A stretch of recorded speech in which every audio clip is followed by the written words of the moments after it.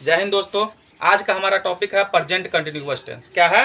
Present continuous tense.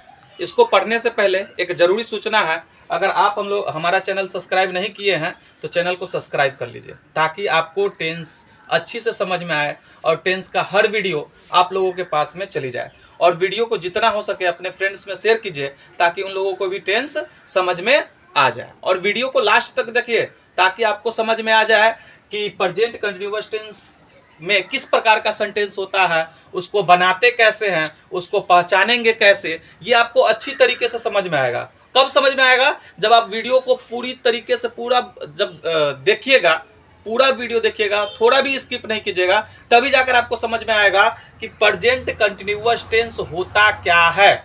आज हम इसके बारे में डिटेल्स से समझेंगे।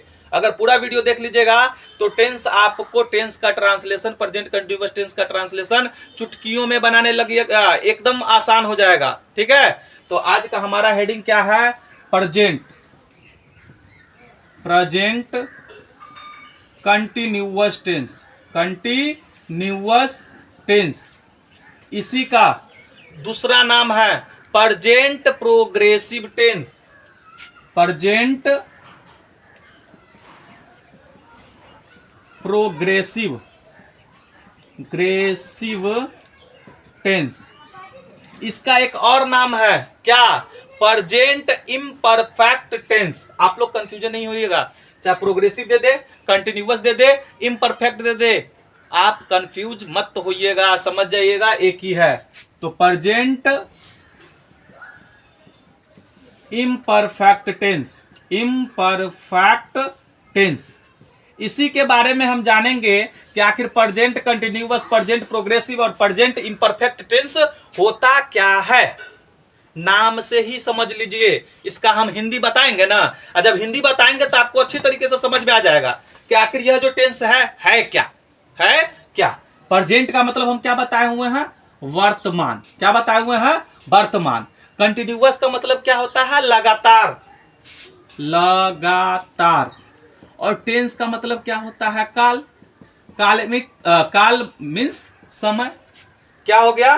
प्रेजेंट कंटिन्यूअस टेंस, वर्तमान, लगातार, काल या समय। यानी कि अब कोई भी वर्तमान लगातार समय में क्या होगा? कार्य होगा।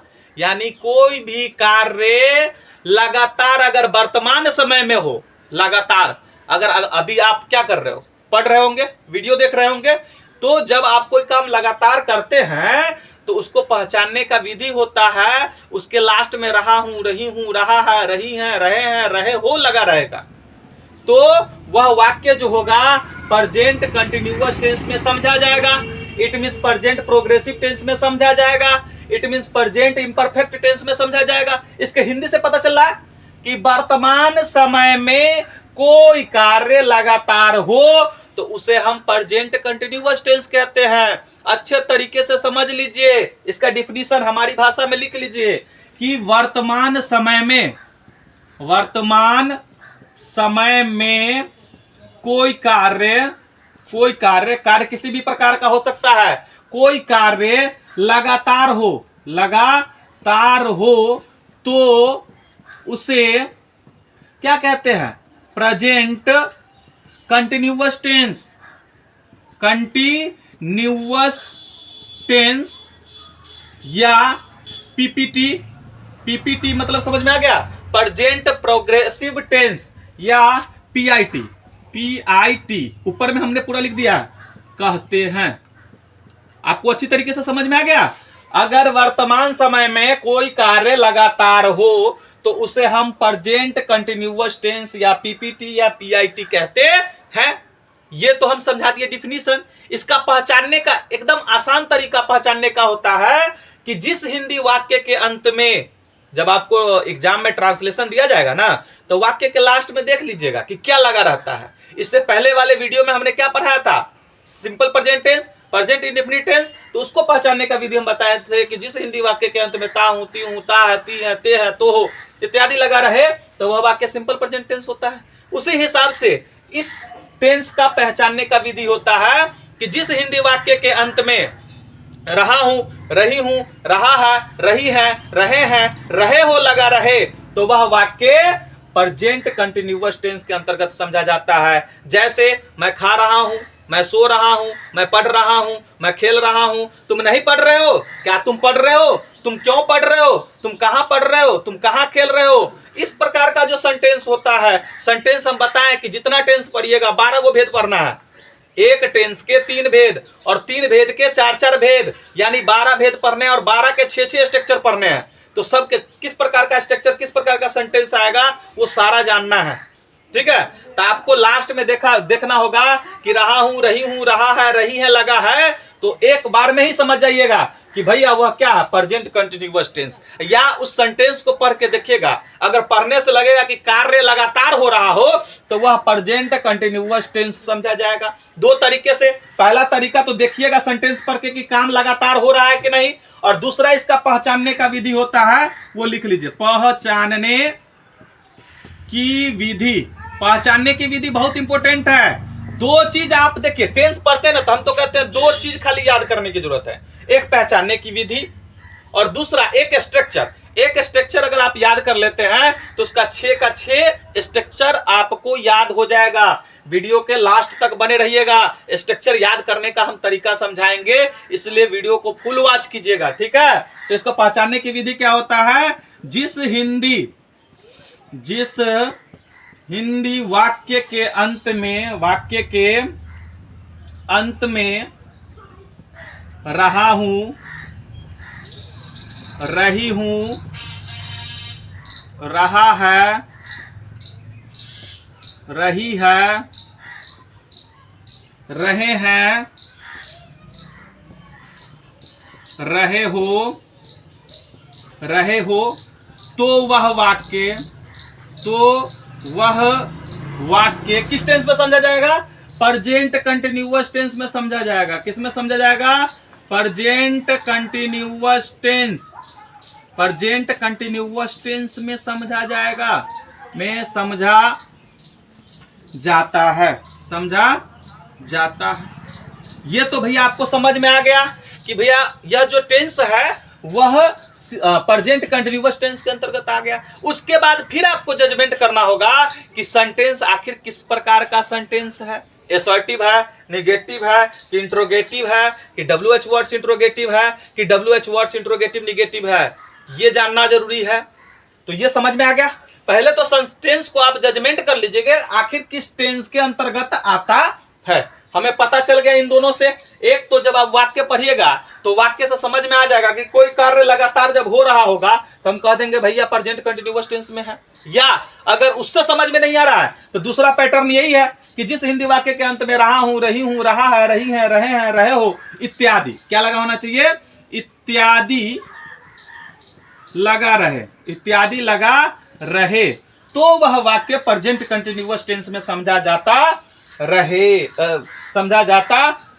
समझ में आ गया। जब इतना समझ में आ गया, सबको समझ में आ गया, इसको नोट डाउन कर लीजिए, वीडियो को रोककर और नोट डाउन कर लीजिए। ठीक है, आगे हम चलते हैं।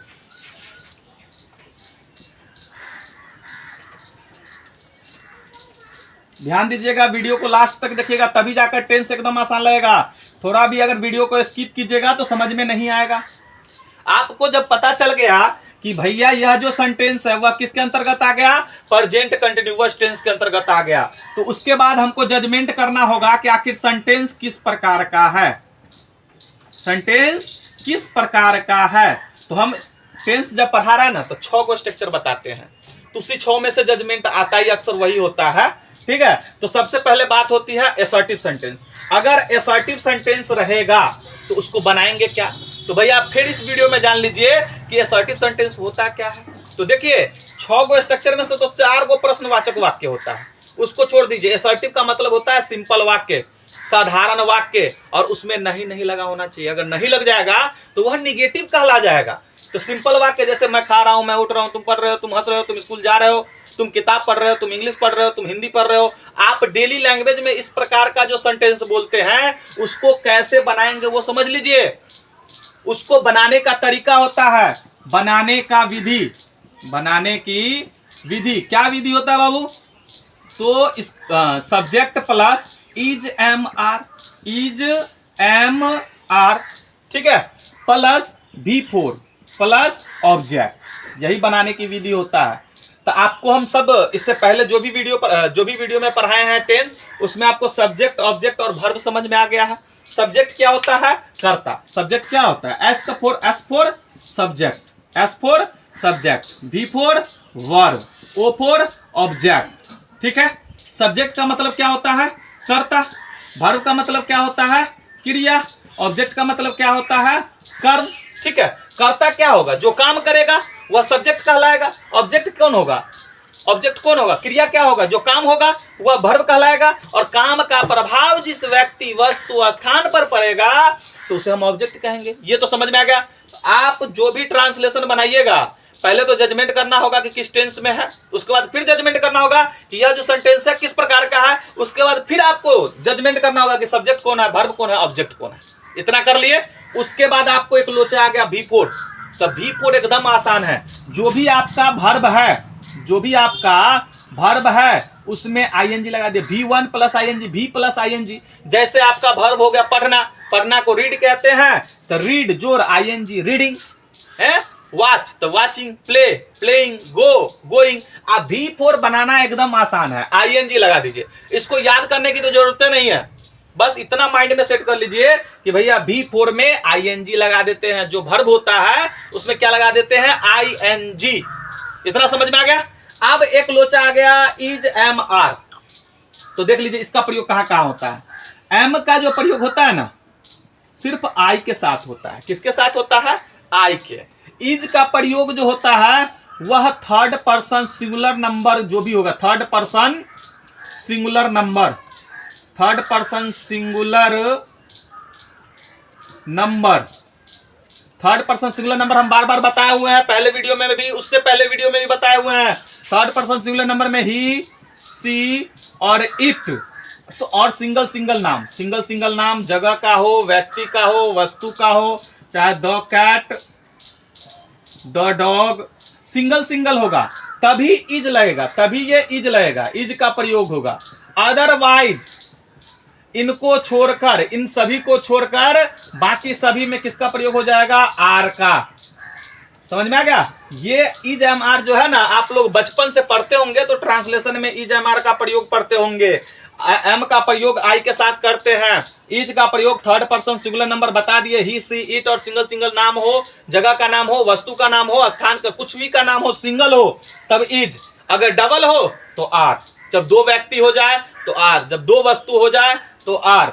ठीक है। उसके बाद इन सभी को छोड़कर सब में आर लगता है। तो हमने इज एम आर का भी डाउट क्लियर कर दिया, सब्जेक्ट का भी डाउट क्लियर कर दिया, भर का भी डाउट क्लियर कर दिया, और ऑब्जेक्ट का भी डाउट क्लियर कर दिया। तो एक चीज को ध्यान रखिए, इन सभी को समझ में आ गया तो हम ट्रांसलेशन पर आ जाते हैं। जैसे EXP समझिए, जैसे तुम पटना जा रहे हो, जा रहे हो। ठीक है। तुम पटना जा रहे हो, लास्ट में क्या है भैया? रहे हो। और सिंपल वाक्य, क्वेश्चन नहीं पूछ रहा है, नहीं लगा है, तो समझ में आ गया भैया यह कौन सा सेंटेंस है? असर्टिव सेंटेंस है। तो इसको बनाने का स्ट्रक्चर हम बता दिए। अब इसमें यह देखना होगा सब्जेक्ट कौन है, वर्ब कौन है, ऑब्जेक्ट कौन है। पहले ये छांट लेंगे, उसके बाद ही ट्रांसलेशन बनाएंगे। तो सब्जेक्ट इसमें कौन है? काम कौन कर रहा है? तुम कर रहे हो, तुम जा रहे हो, तो तुम सब्जेक्ट हो गया। क्या काम कर रहे हो? जा रहे हो, तो जा रहे हो वर्ब होगा। कहां जा रहे हो? पटना जा रहे हो, तो पटना क्या हो गया? ऑब्जेक्ट हो गया। तो हमको स्ट्रक्चर के हिसाब से चलना है। सब्जेक्ट क्या है? तुम को इंग्लिश में क्या कहते हैं? यू। क्या कहते हैं? यू। और यू के साथ क्या लगता है? यू इस सब में से है? नहीं है बाबू, यू सेकेंड पर्सन है, तो उसके साथ क्या लगेगा? आर लगेगा। क्या लगेगा? आर। तो यू आर। उसके बाद V4, V4 क्या है? जाना। जाना को इंग्लिश में क्या कहते हैं? गो। तो गो को हमको V4 बनाना है, आईएनजी लगा दो, तो क्या होगा? GO, go, ING, going to Patna, going to Patna. Full stop sentence complete करने के लिए चिन्ह दे दीजिए। उसके बाद सीता गा रही है, सीता, सीता गाना गा रही है, सीता गाना गा रही है। ठीक है। समझ में आ रहा है? सीता गाना गा रही है, लास्ट में क्या है? रही। तो हम रही है तो समझ में आ गया प्रेजेंट कंटिन्यूअस टेंस है और सिंपल वाक्य है। इसको बनाने से पहले हमको तीन चीज ध्यान देना है, सब्जेक्ट, ऑब्जेक्ट और वर्ब। सब्जेक्ट कौन है? काम कौन कर रहा है? सीता। क्या काम कर रही है? गा रही है।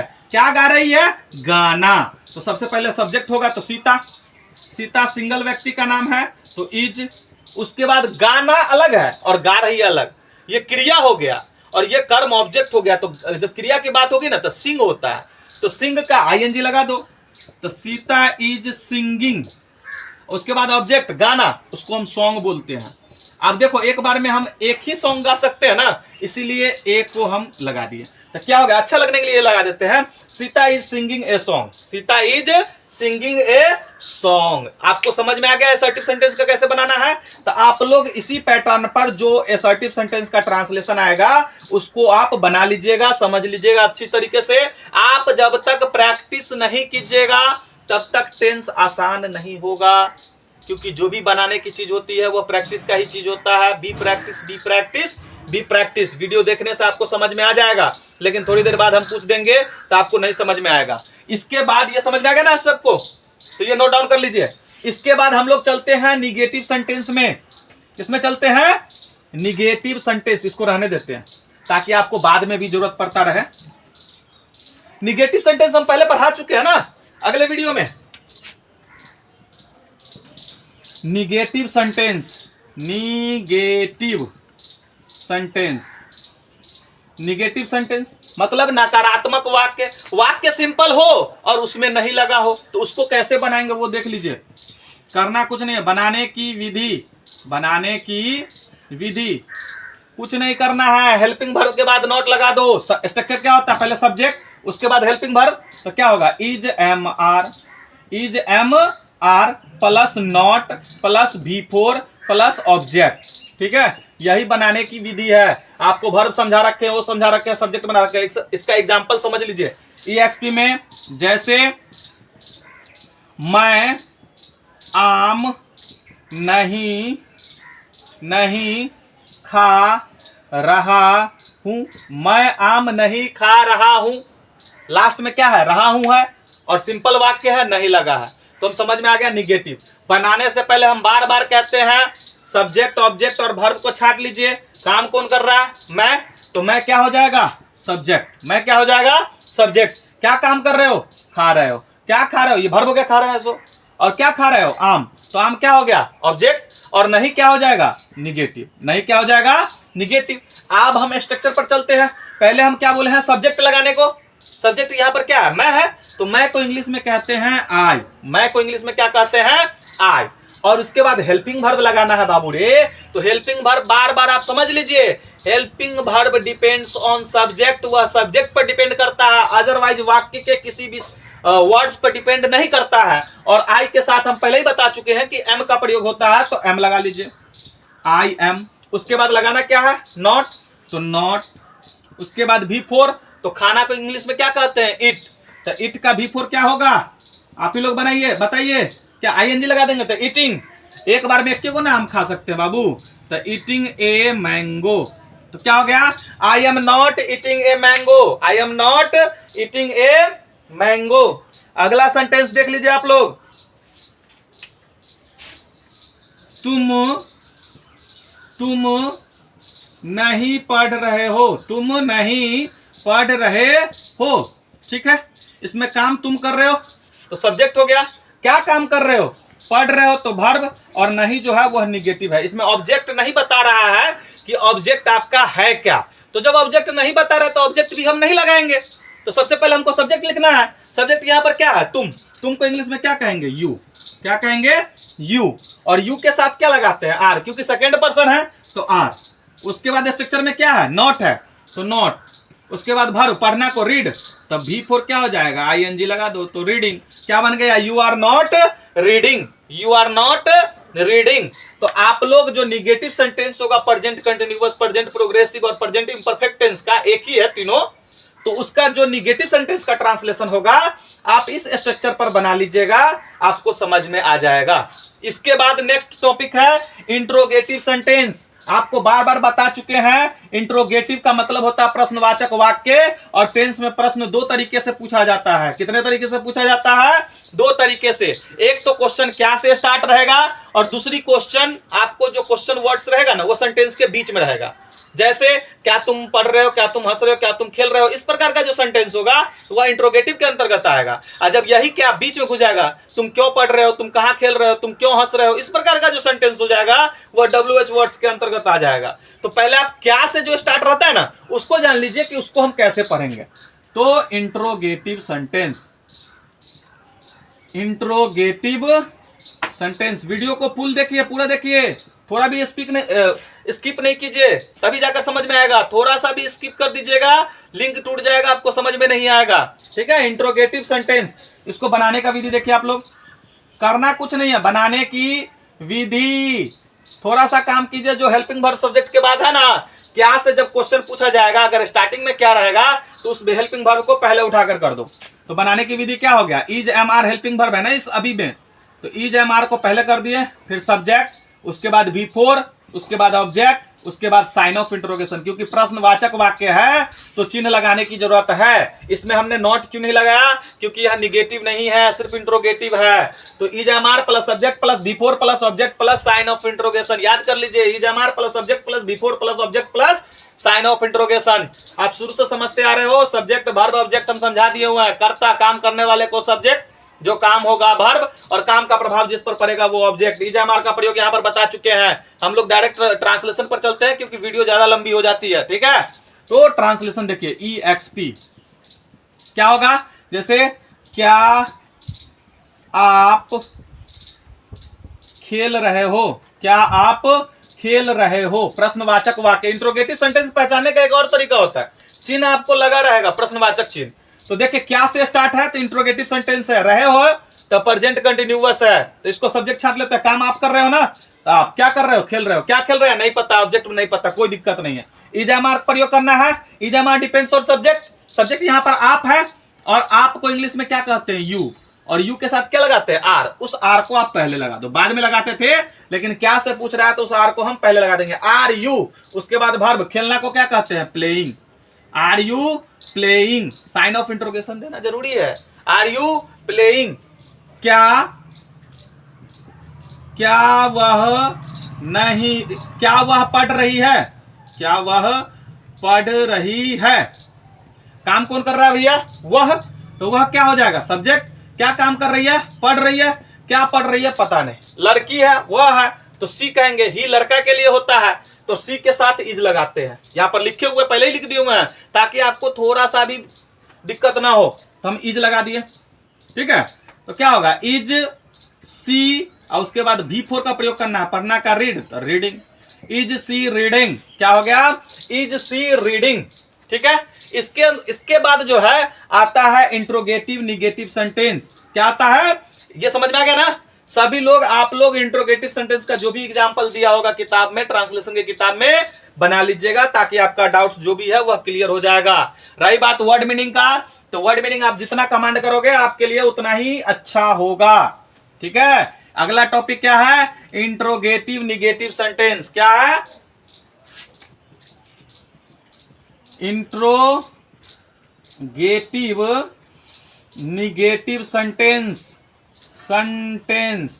ध्यान दीजिए, इंट्रोगेटिव निगेटिव, इंट्रोगेटिव क्या से क्वेश्चन पूछे और निगेटिव उसमें नहीं लगा रहे, उसी को तो इंट्रोगेटिव निगेटिव सेंटेंस कहते हैं। उसको देखिए बनाएंगे कैसे, बनाने की विधि, बनाने की विधि क्या होगा, कुछ नहीं करना है।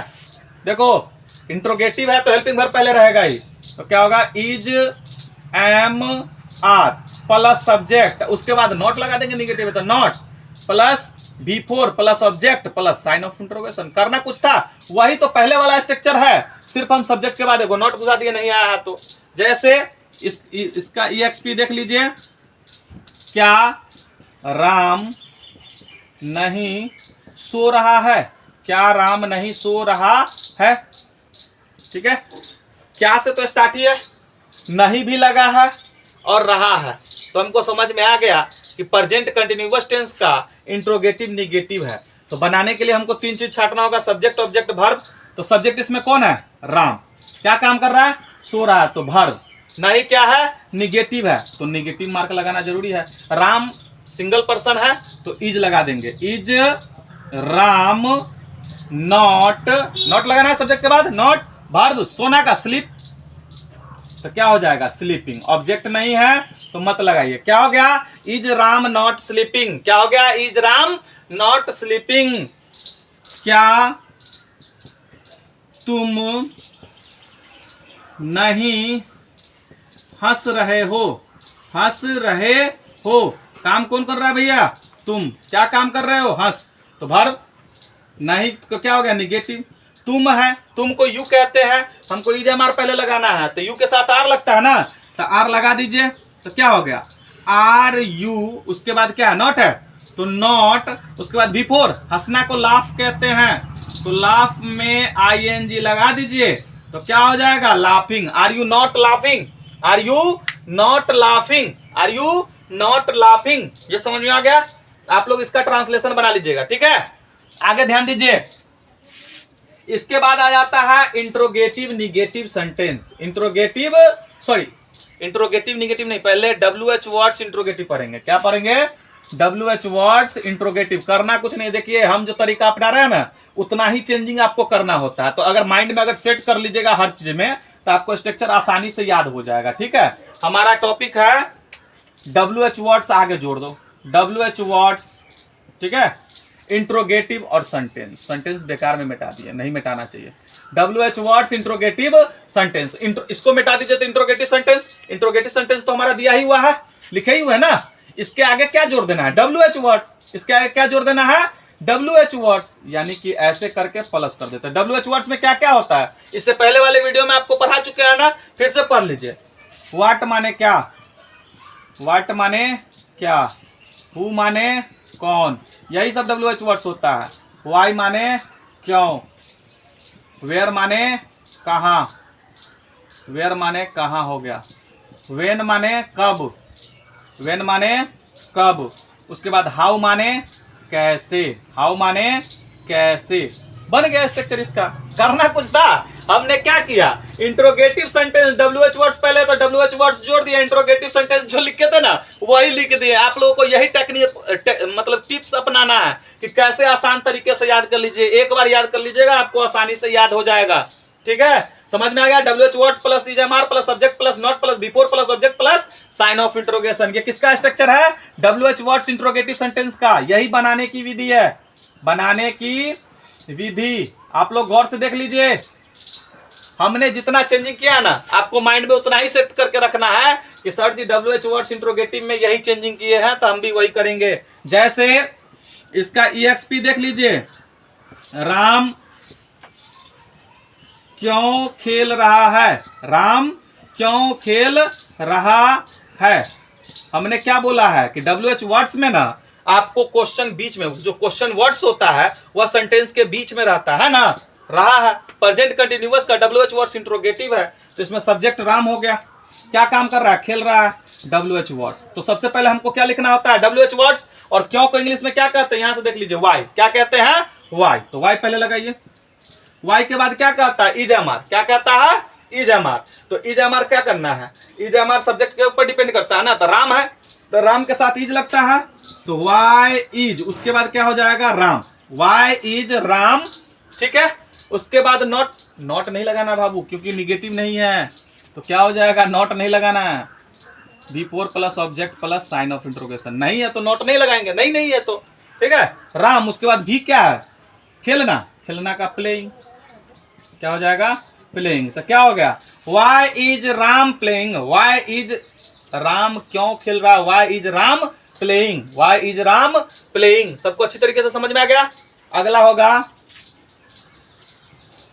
सीता कहां जा रही है, सीता कहां जा रही है। जब तक आपको ट्रांसलेशन नहीं बनाने आएगा तब तक आप इंग्लिश नहीं बोल पाइएगा। ट्रांसलेशन बनाने के लिए आपको सीखना पड़ेगा। सीता सब्जेक्ट है, जा रही है वर्ब, और कहाँ है WH वर्ड्स। तो कहाँ को पहले लिखेंगे, कहाँ को इंग्लिश में कहते हैं वेयर, और सीता सिंगल पर्सन है तो उसके साथ लगाते हैं इज, वेयर इज। उसके बाद सब्जेक्ट क्या है, सीता, सब्जेक्ट क्या है, सीता। उसके बाद जाना का गो, तो गोइंग, क्या हो जाएगा, गोइंग। तो क्या हो गया, where is Sita going, where is Sita going.